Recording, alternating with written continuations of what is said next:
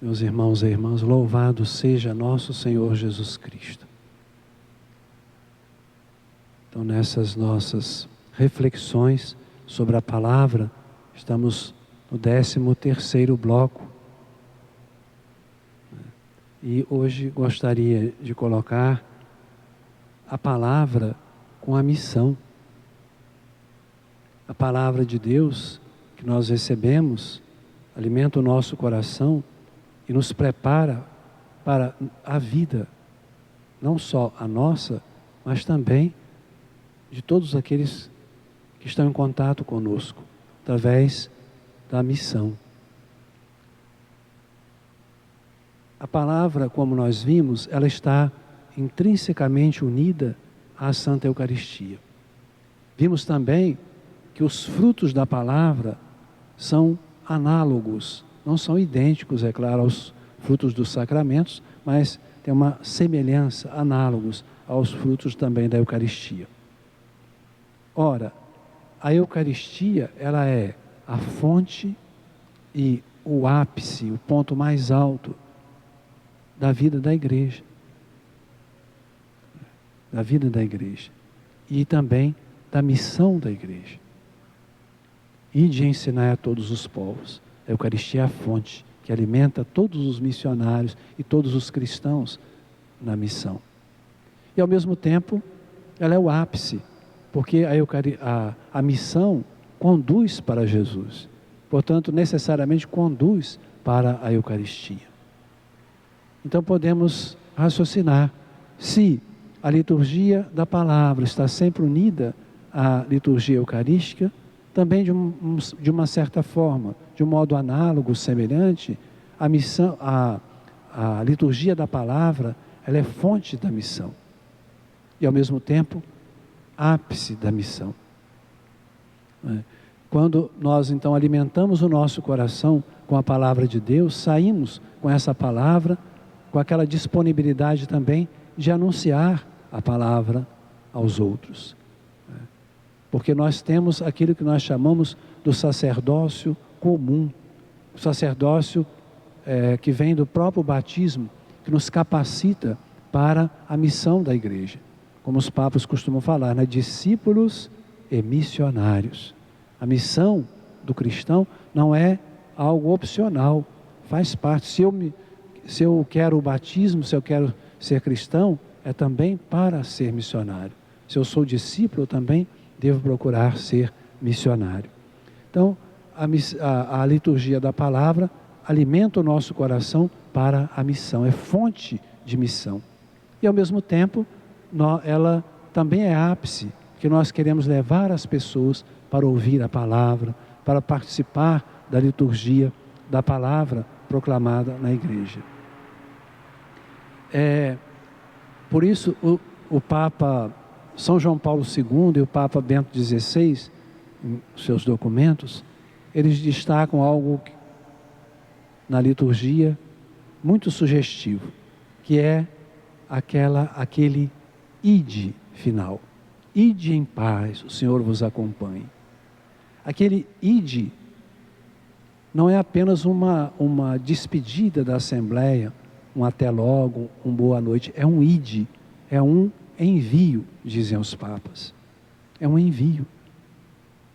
Como aquele ide de nosso Senhor Jesus Cristo para os apóstolos. Ide, pregai o Evangelho a todos os povos. Quem crer será salvo. Então é o mesmo ide. A cada Santa Missa, nós participamos da Eucaristia, participamos da palavra e recebemos então aquele mandamento, aquele envio. Ide em paz, o Senhor vos acompanhe. A missão, portanto, ela tem esse impulso na celebração da Santa Missa, Eucaristia e Palavra. E a missão, ela consiste em quê para nós? Em primeiro lugar, de um modo básico, o testemunho, a vida. Muito mais do que a palavra. Na primeira carta aos Tessalonicenses, capítulo 1, versículo 5, São Paulo diz assim: o nosso Evangelho vos foi pregado não somente por palavras, mas também com poder e com o Espírito Santo. E o Espírito Santo nos transforma para sermos testemunhas da palavra. Então, vamos guardar bem isso, né? Aquele ide em paz. Nós possamos ir com entusiasmo para viver a palavra que ouvimos. Encerrando este bloco, essas colocações de hoje, gostaria também de lembrar a nossa participação na palavra. A igreja definiu a participação na celebração como uma participação ativa, consciente, né?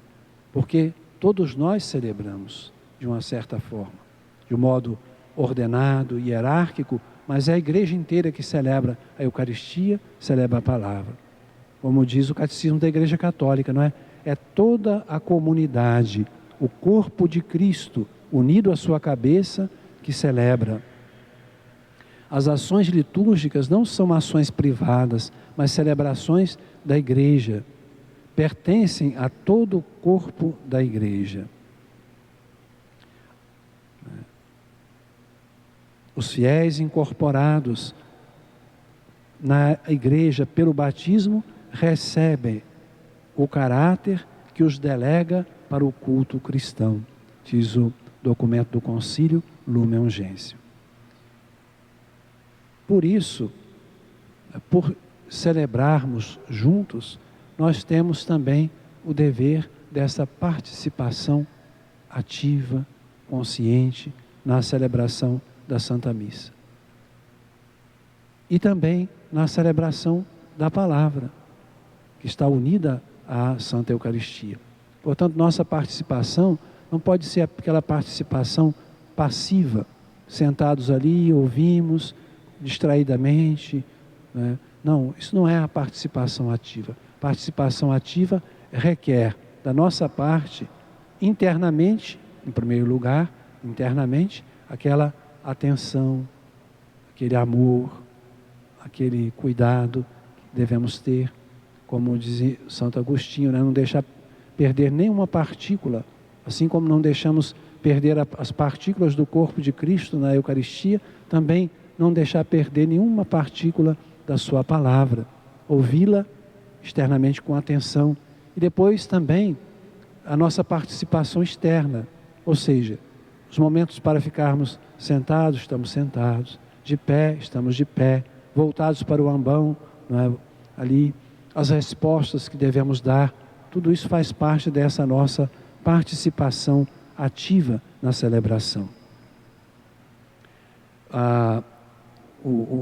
O elenco das leituras da missa, a introdução ao lecionário, diz: na celebração da missa, os fiéis escutem a palavra de Deus com tal devoção interior e exterior que cada dia neles aumente a vida espiritual e os introduza cada vez mais no mistério que se celebra.